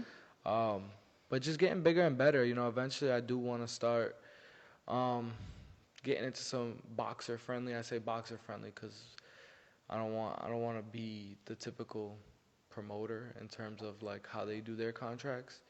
I think right now we've established relationships with certain guys where like we know who we work well with and who works well with us. So when it is time to sit down and talk about who's worth investing in and building up, we kind of have an idea already who we plan to work with, as opposed to like, it was all trial and error.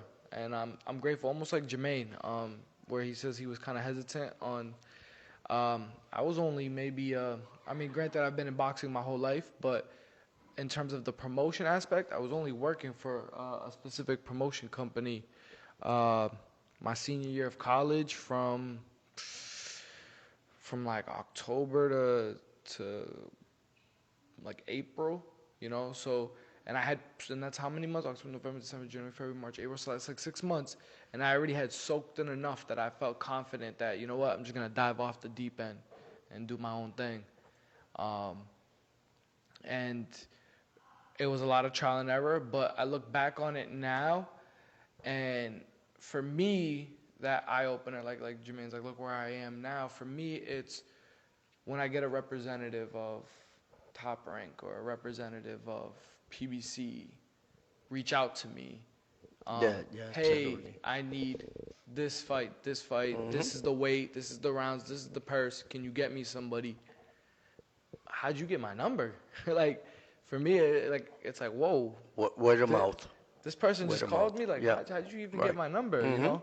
So that already showed me, like, I'm far from where I want to be, but I'm so much farther from where I used to be. And then vice versa. If I am having trouble making a fight or finding an opponent, like I have connections out in Mexico. Like I have like a solid group of like 6 guys that will reach out to me from Mexico to bring guys over here or to bring guys over there. So for me, just keep building. That's what I want to do. That's what's up. So, folks, for the last half hour of the show, we're going to bring on my 2 co-hosts, Tiffany Williams and Jonathan Burgos, 7:30 to 8. Before, I have 2 questions for Jamaine. I forgot. Sorry.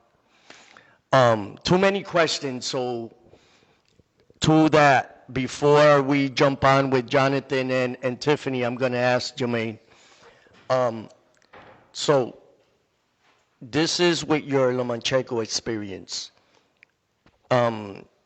After leaving that camp, did you still stay in contact with him as friends? No. No? Okay. The reason I'm asking is because he just went to fight. He's that issue between Russia, Ukraine. So he just went yesterday, I believe, representing Ukraine.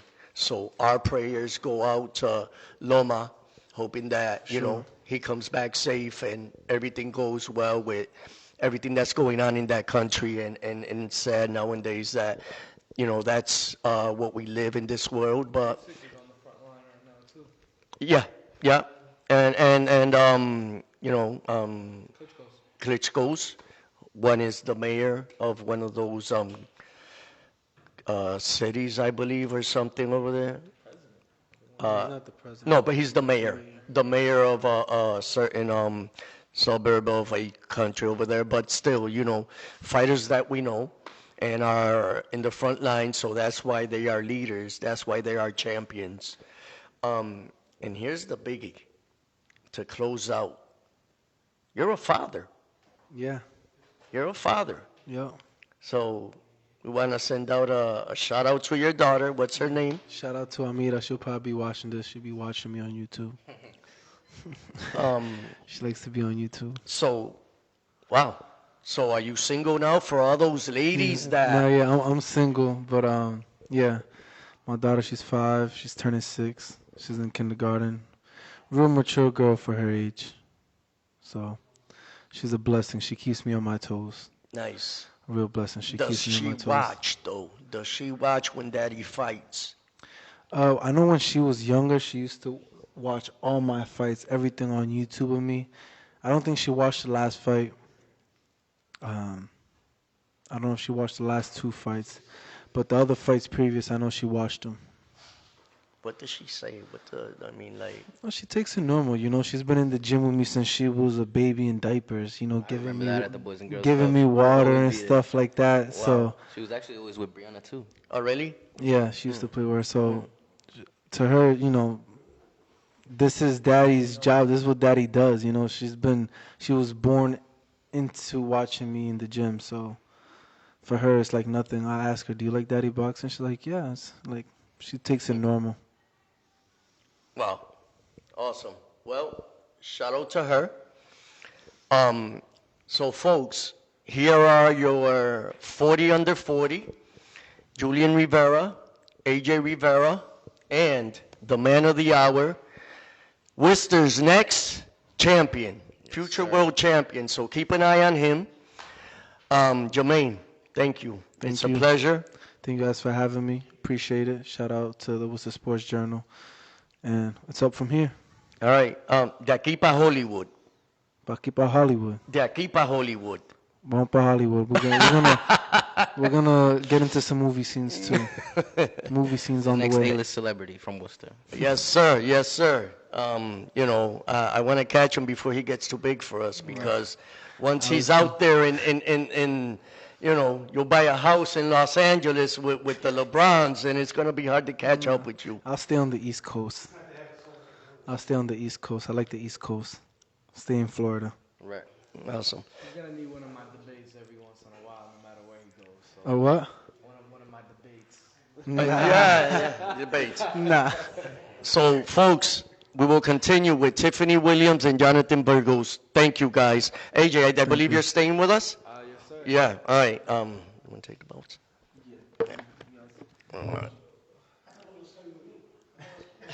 Well, that's a freshly won one, so I don't know about. So.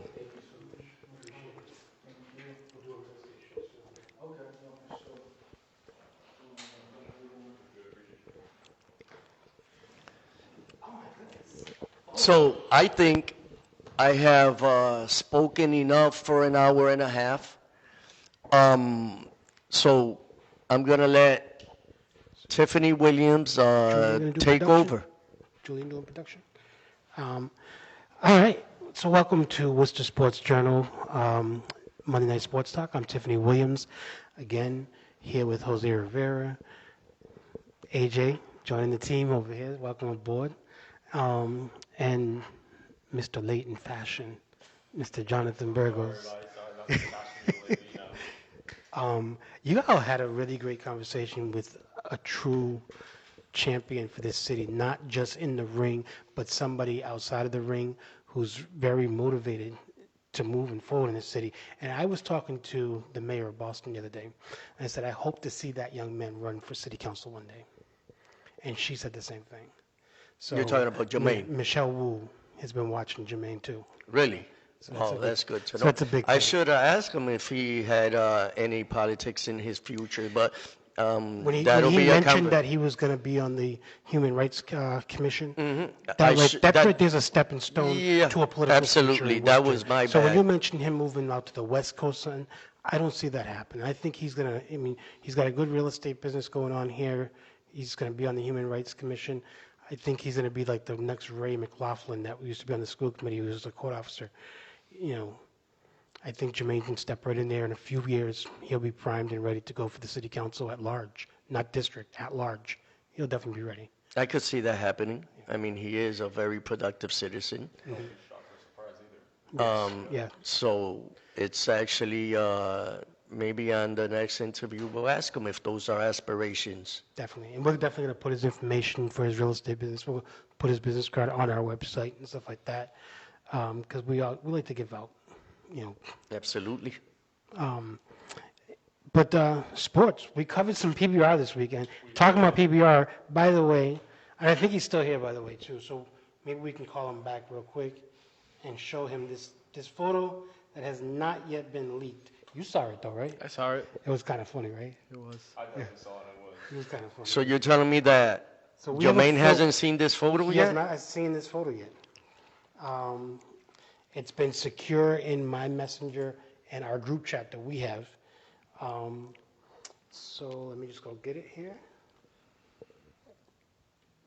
I'm a not so smart person trying to work a smart tablet. I don't. So as I can say a little technical difficulties. Tammy, where's Tammy? Tammy, right here. So this here is the famous photo that has not been leaked yet of Jamaine. Jamaine. Are you showing the public or are you I'm showing the Jamaine? public. I'm showing the public and Jamaine. This is the. It famous- has been leaked. the Come famous see photo. it, Jamaine. So we're gonna put it on. We're gonna give it to Jamaine Looks like a to champ put up in his first. He was imitating a bull rider, which was pretty good. Which was pretty good. And you were actually on live TV on Pluto TV as well. So that was pretty good. It was good to see again. Started from Ionics. Don't forget about us when he gets the pay-per-view, you know. So sports, Derek Jeter, by the way, he's no longer with the Mariners. He's out the door. Marlins. I'm sorry. Marlins. That's the Haitian in me talking. Miami Marlins. Marlins. That's the Haitian in me talking. So he's out the door. He's gone. So you think that has anything to do with today's deadline on the lockout? I think there's a number of contributing factors, and I think that we're going to talk about that later on down the road. But I don't think the deadline had anything to do with it at all. Maybe that's the scapegoat. Maybe he. Maybe there's Maybe he's that not he's- being as successful as he thought he Right. was gonna be. He's a winner. It is what it is. There's no secret. And Right. winners don't like to lose. And you know, maybe the Marlins, maybe things are going around the team that he's just, you know, he's can't get down with it. You know, he's like, this is just not the direction I'm heading in. And you know, the lockout could have been a scapegoat. What's the scapegoat? He and took stuff like the opportunity now to just call it quits, and where everybody's going to be talking about the lockout, they won't be talking about his resignation. that. Yeah, I mean, this will overshadow him leaving. I Right. mean, Right. So he did it at the perfect opportune time. Revs played their home opener this weekend or season opener. So the Revs played their first match of the 2022 campaign. They were actually away in Portland against the Portland Timberwolves, and it was a draw for that match. It was 2-2. Brandon Bai scored the first goal for the new Revs campaign, and then you had Sebastian Lechek scored the 63-minute goal for his first goal as a new addition to the Revs. So it was a 2-2 for that game, its first season. But the next home game, first home opener, is going to be this Saturday, March 5th, and it's a 1:30 game. Awesome. Any basketball news? Wasn't quite covering basketball really is more focused this weekend on PBR, which was actually at the DCU Center this Yep. past Saturday. It was professional bull riding. It was for their Pendleton Whiskey Velocity Tour at the DCU Center. It was the second sold out event that PBR has hosted at the DCU Center. Last time they were here back in 2020, it was a sold out event, and again, this was another sold out event. And you actually had one of the top ranked bull riders that won that competition was named Casey Coulter. I believe he was 32 or 33.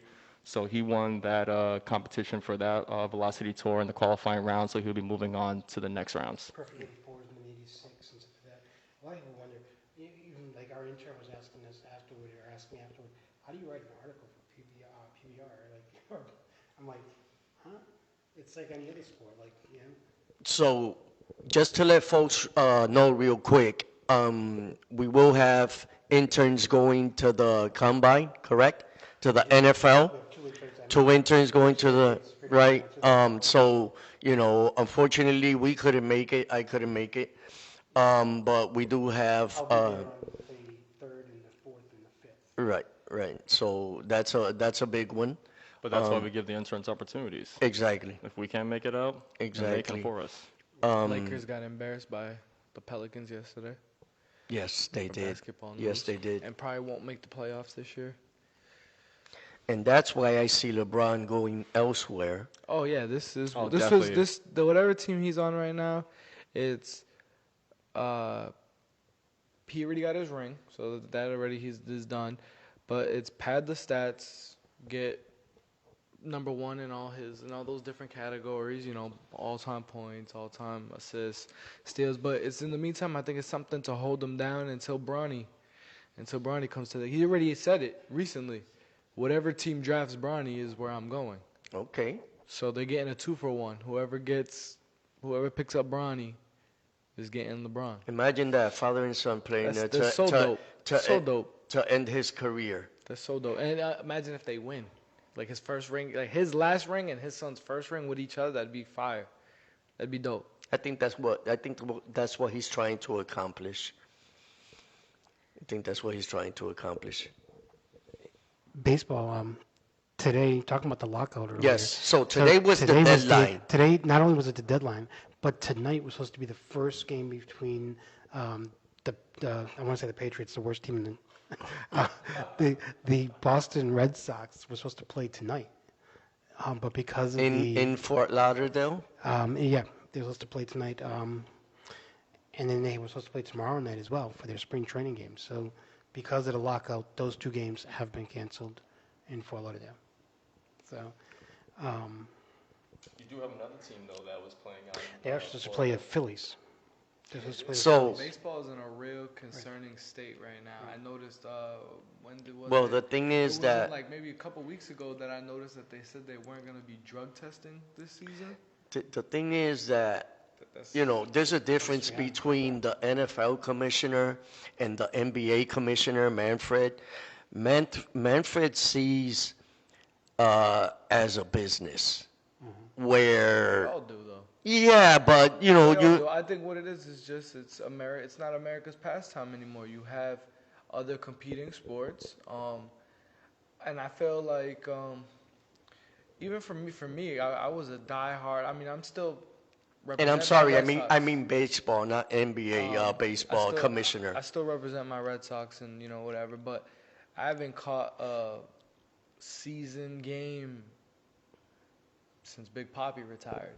I'll watch a playoff game here and there, but even then, like it's not like when I remember growing up, like you had dudes like smacking 40, 50, or like competing for like that home run title. Like, it was just really the walk-off homers. Like, I'm talking not just Manny Ramirez, David Ortiz, but you go Alex Rodriguez in there. You go Vladimir Guerrero, Carlos Beltran.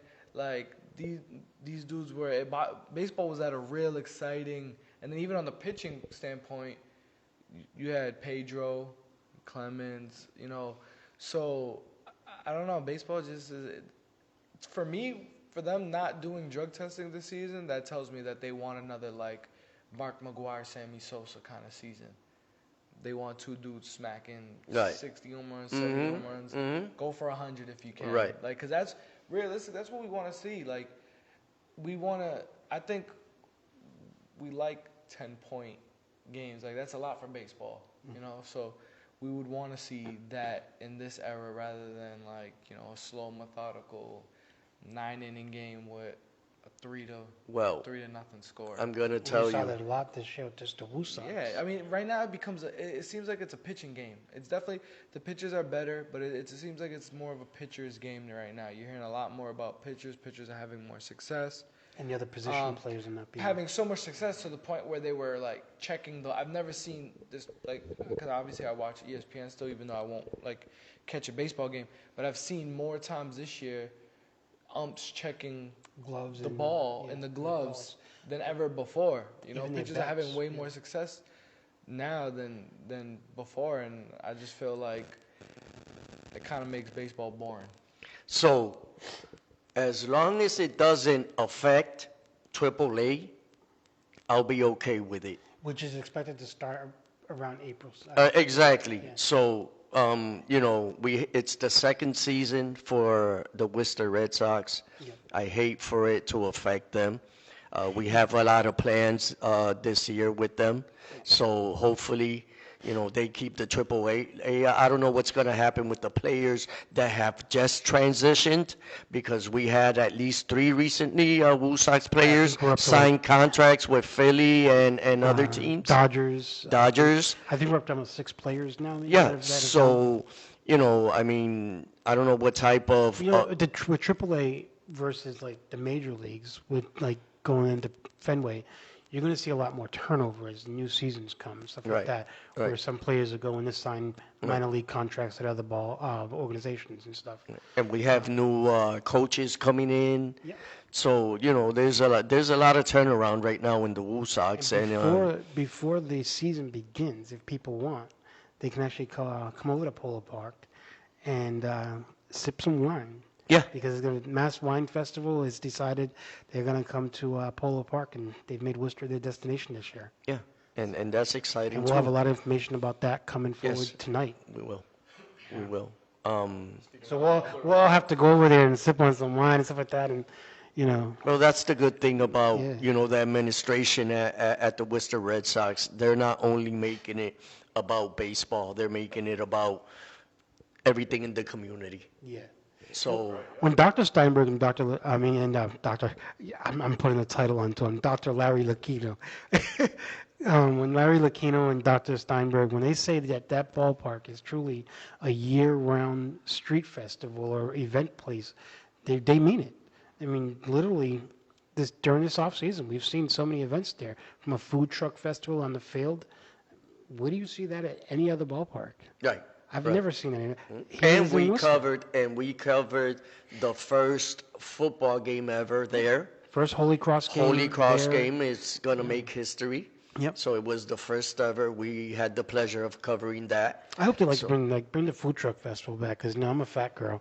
I like to eat. So, You bring all those food trucks around, especially the Italian meatballs. yeah. Oh my God. Mucha salchicha pa ella. And not only that, they've been very active in the community with Los Huepas, and this year they're Yes, going to implement. absolutely. That was very successful. Yeah. Los Huepas teams. I Gotta saw your get. dad with his shirt ready for this season. So Yeah. So I was just gonna say the we have a Huepa shirt gear. ready for you too. So My dad was there at that game. yeah, What I do need is the technician shirt. I gotta hit him up. we've got to get technician Yeah. shirts and start. Yeah. Gotta hit him up. I forgot to mention that. I think the first Woo Sox game we should go is JO like team. technician merchandise. Yes. Yeah. Yes. Sweaters, sweatpants, t-shirts. We gotta promote that. We get a. We're actually going to be launching this summer Worcester Sports Shop. Yes, we are. .com Yes, by Worcester Sports Journal. we are. We already own the rights to it and stuff like that, so it's all good. So, Be getting our gear. So, you know. so we'll definitely be having like different sporting events, products on our website and stuff. So, from here to Hollywood. From here to Hollywood. From here to Hollywood. That's where I right. want to end up. That's where we are gonna end up. I think I'm a little too much for Hollywood. I don't think they can brace me out there. I wouldn't mind Georgia. Georgia, I like Atlanta. And isn't that where one of the Don't Pirates get just went Tiffany to? started with the Georgia thing. Actually, big announcement this year. I'm not going to be Georgia or with, Texas? I'm not going to be with the Atlanta Falcons next year. No, really? I'm going to the Philadelphia Eagles next year. Are you really? Yes. Wow. So I signed. I'll be covering them. I will. Hot to the cold. And yeah. From sucky to both, sucky. both dirty birds. Yes. Yeah, from sucky. Wow. Okay. So yeah, I'll be going to So were you waiting? Were you waiting for? So I was waiting to announce. I couldn't wait to announce. So people on my Facebook, they got a sneak peek. I told them pretty much over the weekend. No, this is you what's going just on. posted an eagle, but you didn't say. No, I anything. posted it on my Facebook. I gave people. Oh, my, on so your people on my Facebook always get a first glimpse of what's going on in my life. Okay. Probably too much of what's going on in my life. So yeah, next season, not only will I be covering them the entire season, but next season, one game is going to be the first all transgender broadcast crew. Is me and two reporters from Philadelphia. Really? Yeah. So Wow. that's That the wow. first time in NFL history. Really? That's happened. Yeah. So I'm So excited. you to do had that to yourself Yeah. too? I posted it this weekend on Facebook.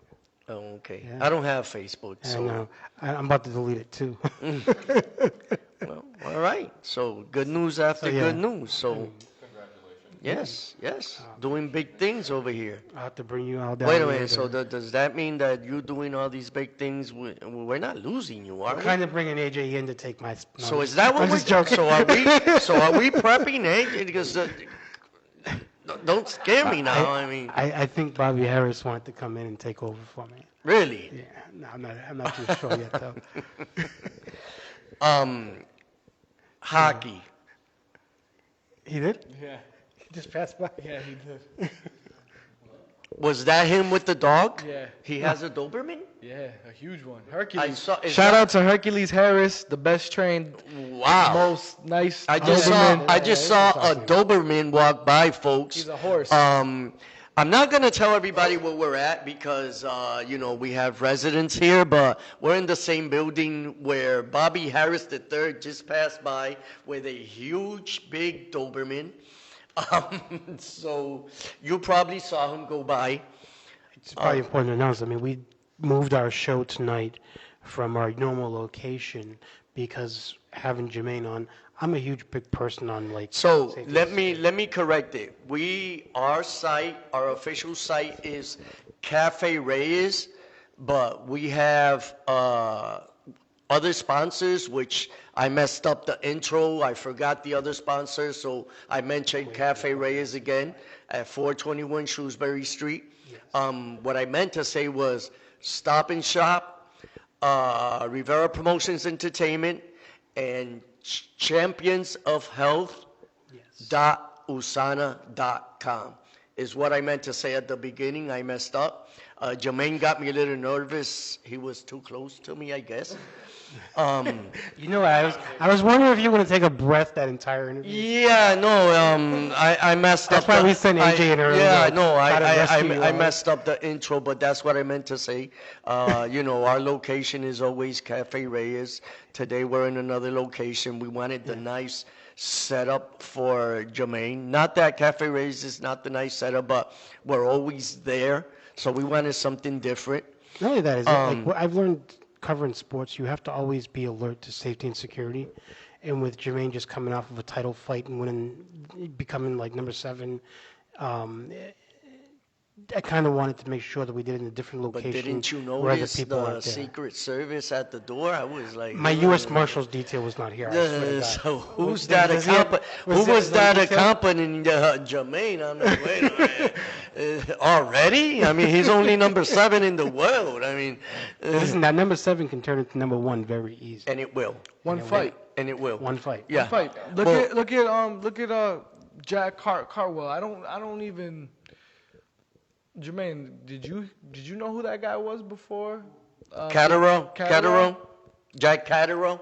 Did you? Nah. No. So one fight, 0 to hero. One fight. Whether you win or lose, I noticed that like as long as you put up a good performance, like that changes a fighter's. Look at Isaac Pitbull Cruz. against Tank Davis. Like, that's another one that Kambosos. That's another one. Kambosos, matter of fact, everyone was looking so past that Kambosos fight that they were already talking about Haney and Teofimo. They were already talking about a Lomachenko Teofimo rematch. They weren't even giving this Kambosos guy a chance. And one fight, he secured that whole division. Now everyone's mentioning his name. Now Devin Haney and Ryan Garcia and all those guys keep mentioning his name, you know. So in boxing, it happens very quick. It could be something crazy like 2-3 weeks from now, a fighter gets injured and they need the fight to still go on. Jamaine's still in shape. Jamaine gets the call. Things like that happen in boxing all the time. You know, sometimes it might not even be a planned fight. That's happened with Colbert. Yeah. Yup, Chris Colbert, Right. Lil B-Hop. Right. But Great fighter, just got beat by a Dominican fighter, Yeah. right? And 2 weeks notice, dude came in and upset him. But Took his that's first exactly loss. what Jermaine was saying. That If you stay ready, you ain't got to you get don't ready. gotta get ready. Exactly. That's what they say. And this past weekend, Adorno, the guy that Jamaine fought, was supposed to fight and missed weight again. He missed weight again. You know what I like though is, and I So said this he last clearly week. is not staying ready because it seems like he has to get ready for every No. fight. Even What when he he has to is get not- ready. What he is not is disciplined. Is what he is not.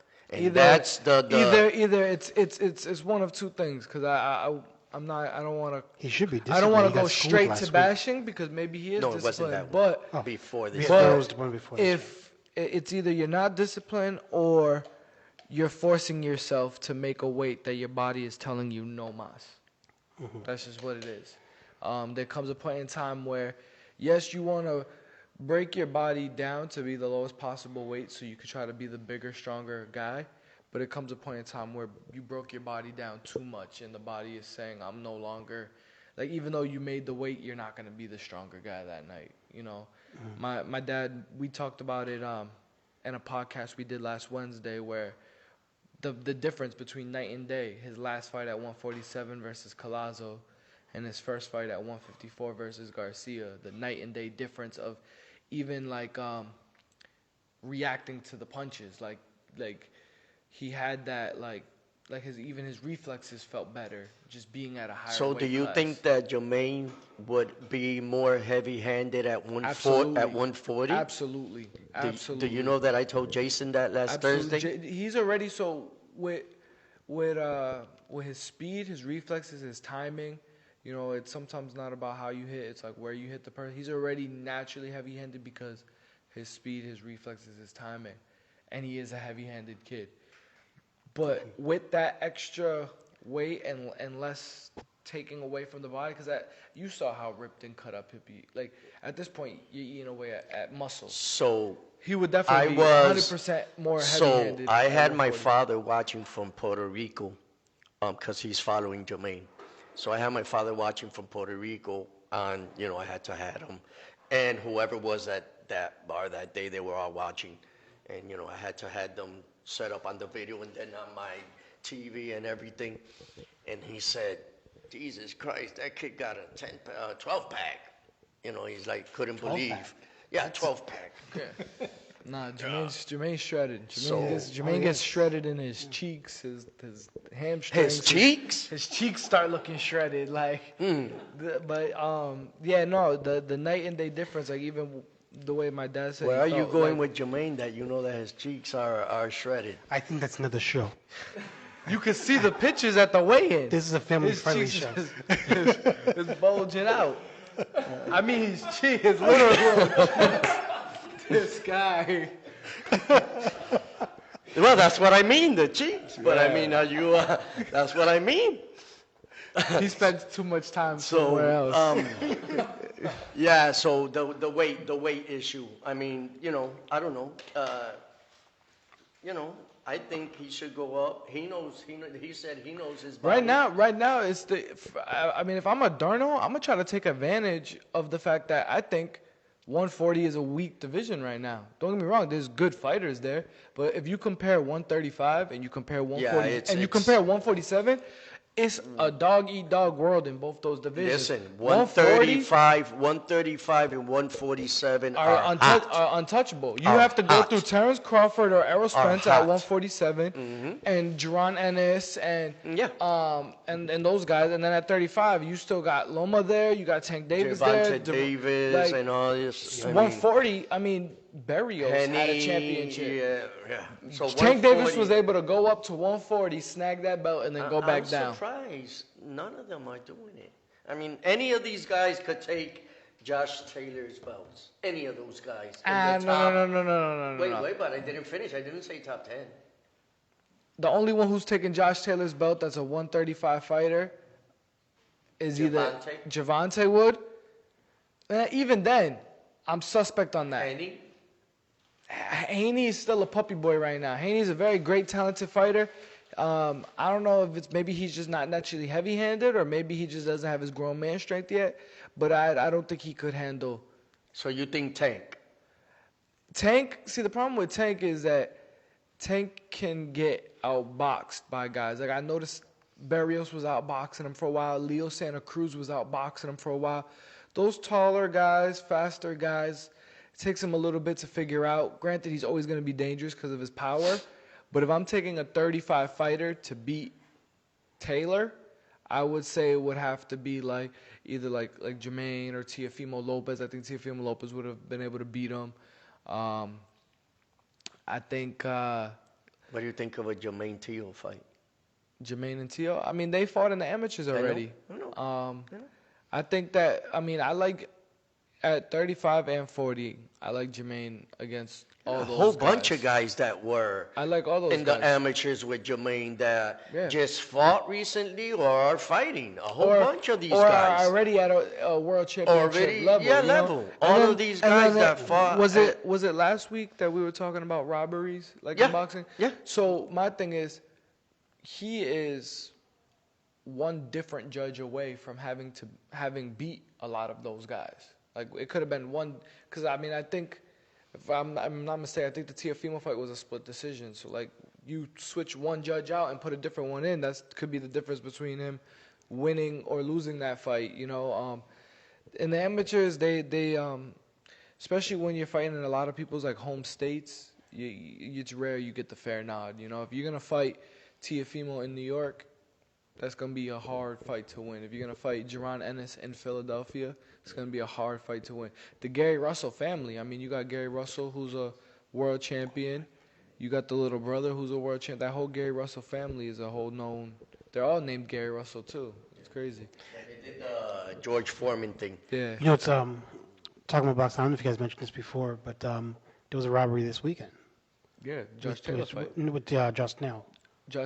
Oh, no, it wasn't a robbery. It was, they just didn't. You don't think that was No, it wasn't a robbery. What it was is that. not robbery. He got that stolen from Yeah, him? it wasn't stolen. What it was is it Did was. Castro lose? No, he didn't lose. He was Yeah. winning the whole fight.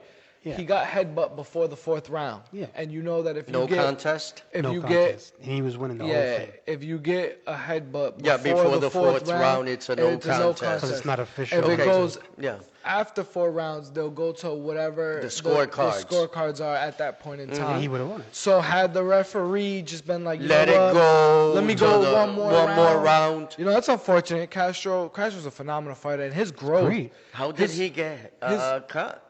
Headbutt, and the dude did it on headbutt to the head, purpose. yeah. Really? The dude threw a left hook, overhand right, and then jumped in with his head. And, Wow. And yeah. So Dirty, I mean, dirty fight. if anything, if you want to stop the fight, if I'm the ref and I see this kid is winning this fight, I probably would have just DQ'd. Either if I'm the referee, granted every referee is different. This is no shade at that referee, but if I'm the referee, I'm either letting Castro go the one extra round if he feels he can, if he can see, or So disqualify the opponent. Disqualify the opponent. I'm getting told that it's time to wrap it up. So we want to make sure. Hold on. So we want to make sure that everybody go to our website, WorcesterSportsJournal.com. Also, be sure to check out News Talk New England and News Talk New York, and also we're launching News Talk Atlanta this week as well. So we're adding the new market in here this week, which is going to be really great as well. Adrian will be back with us next week. Jose, Jonathan. Until next time, remember, this is Worcester Sports Journal. You don't have to be perfect. You just have to be yourself.